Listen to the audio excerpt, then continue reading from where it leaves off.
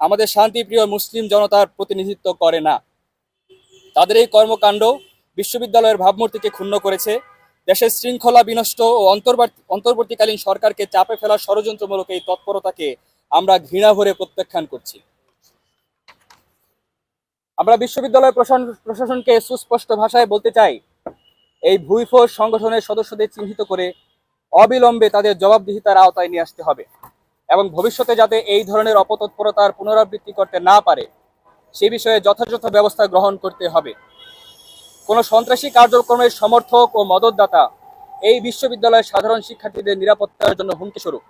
আমরা এই ক্যাম্পাসকে একটি নিরাপদ ক্যাম্পাস হিসেবে গড়ে তুলতে চাই।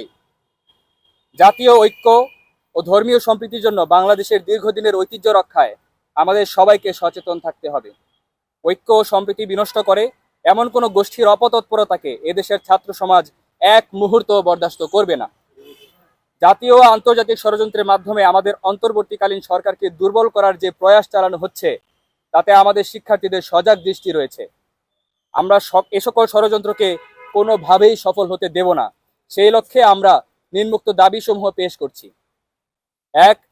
অতি দ্রুত সময়ের মধ্যে টঙ্গী ইজতেমা ময়দানে ১৭ ডিসেম্বর দিবাগত রাতের বর্বরোচিত হামলা ও হত্যাকাণ্ডের নিরপেক্ষ তদন্ত ও দায়ীদের দৃষ্টান্তমূলক শাস্তি নিশ্চিত করতে হবে। ২. ইতোমধ্যে যে সকল চিহ্নিত সন্ত্রাসী ও তাদের হুকুমদাতাদের বিরুদ্ধে মামলা দায়ের করা হয়েছে এ সকল এজাহারভুক্ত আসামিদের আগামী ৭ কর্মদিবসের মধ্যে গ্রেফতার নিশ্চিত করতে হবে। ৩. তৎকালীন প্রশাসনের মদতপুষ্ট এই সাতপন্থীদের ২০১৮ সালে টঙ্গী ইজতেমা ময়দানে হামলা ও হত্যাকাণ্ডের সুষ্ঠু তদন্ত ও দায়ীদের শাস্তি নিশ্চিত করতে হবে। ৪. ঢাকা বিশ্ববিদ্যালয়ের শিক্ষার্থী পরিচয়ে তৎক্ষণাৎ ঘটিত ভুইফোর সংগঠন সচেতন ছাত্র সমাজের সদস্যদের অবিলম্বে জবাবদিহিতার আওতায় নিয়ে আসতে হবে। আমরা যেন কোনো ধরনের সহিংসতা বা অপতৎপরতার বিরুদ্ধে সোচ্চার থাকি। ধর্মীয় ও সামাজিক স্থিতিশীলতা নষ্ট করার এই ধরনের অপতৎপরতা আমাদের ধর্মীয় শিক্ষা ও মূল্যবোধের পরিপন্থী। আমরা আশা করি সরকার ও সংশ্লিষ্ট কর্তৃপক্ষ এই ব্যাপারে দ্রুত পদক্ষেপ গ্রহণ করবে এবং দায়ীদের অতি দ্রুত সময়ের মধ্যে আইনের আওতায় নিয়ে আসবে।